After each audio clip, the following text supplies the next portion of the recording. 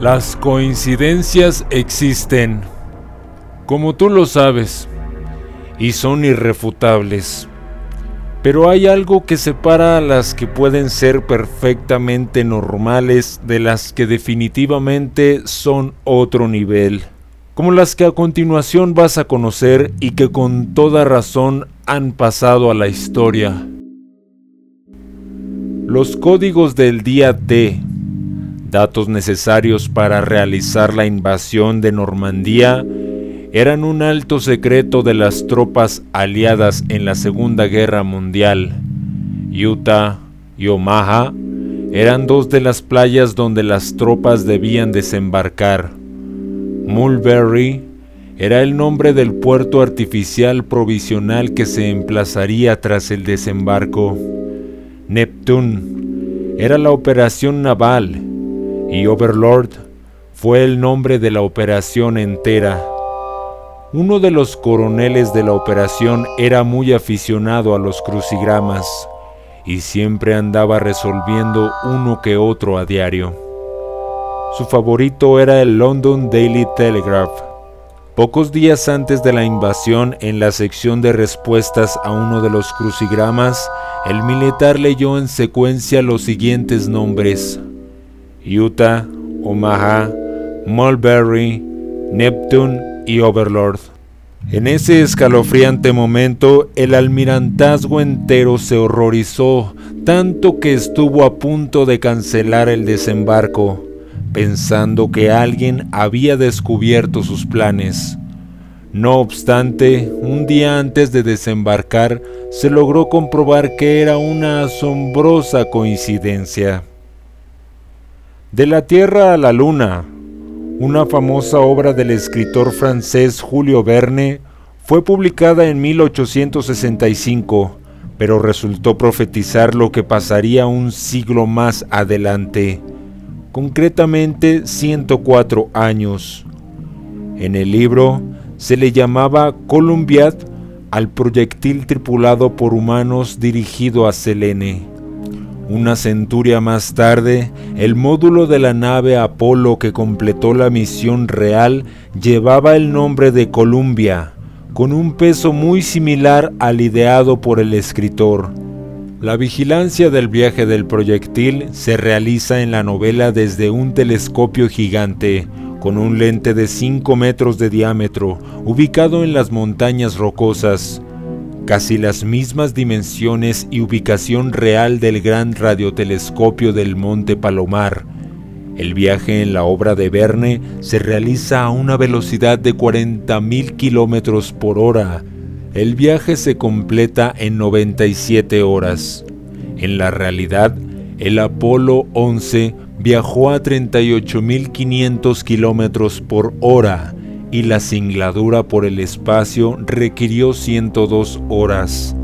Al regreso, la nave real amerizó en un punto concreto del Océano Pacífico, lugar que estaba a tan solo 4 kilómetros del imaginado por Verne un siglo antes. En el año de 1974, en la fábrica de dulces Pepperidge Farm en Pensilvania, un empleado falleció al caer accidentalmente en un tanque de chocolate.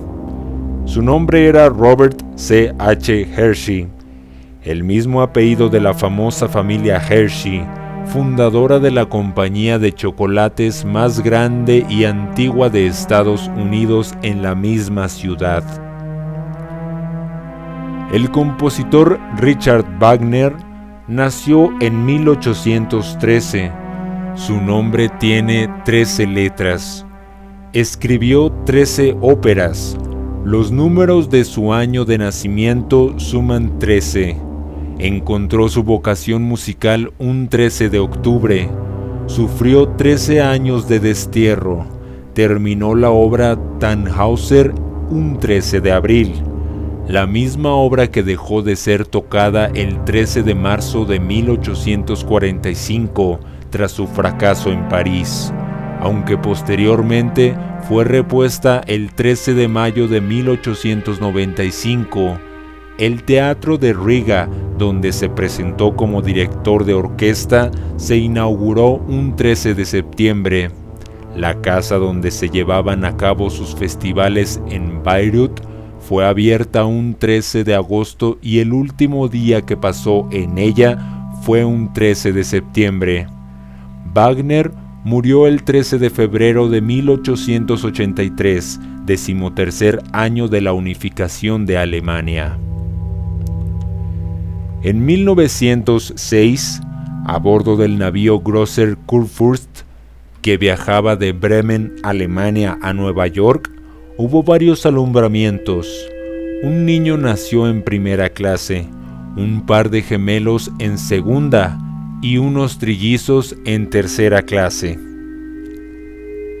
En 1914, una mujer alemana realizó 6 fotos a su hijo y le encargó a una amiga de Estrasburgo que le revelase el carrete. A causa de la Primera Guerra Mundial no volvió a verla, así que dio por perdidas las fotografías. En 1916 compró una placa fotográfica virgen cerca de Frankfurt, a más de 200 kilómetros de Estrasburgo, y fotografió con esta a su hija recién nacida. Tras revelarla, comprobó con gran sorpresa que en ella se podía apreciar una doble exposición, mostrando la imagen de su hija tomada en 1916 con la imagen de su hijo tomada en 1914.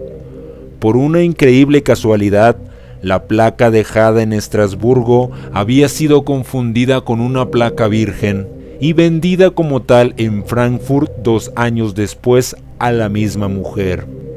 El prestigiado psicólogo suizo Carl Jung, uno de los padres de la psicología contemporánea, estaba una vez atendiendo a una paciente en su consulta, quien le contaba en ese momento que había tenido un sueño extraño donde alguien le daba un escarabajo dorado. Jung relata de la siguiente manera lo que aconteció en aquel momento. Mientras la paciente me relataba su sueño, yo me encontraba sentado de espaldas a la ventana cerrada. Súbitamente escuché un ruido detrás de mí, como un suave golpeteo. Me volteé y vi un insecto volador golpeando contra el vidrio de la ventana. Abrí la ventana y atrapé el insecto cuando entró volando. El insecto resultó ser la analogía más cercana a un escarabajo dorado que puede hallarse en nuestras latitudes, un ejemplar de la especie Cetonia aurata, que contrario a sus costumbres, había sentido la urgente necesidad de entrar en un recinto oscuro en ese momento. Debo admitir que nada similar me había ocurrido antes o después, y que el sueño de esa paciente ha permanecido como una experiencia. Si te ha gustado este video, por favor dale pulgar arriba, compártelo con tus amigos y suscríbete a este canal si deseas ver más videos como este. Gracias.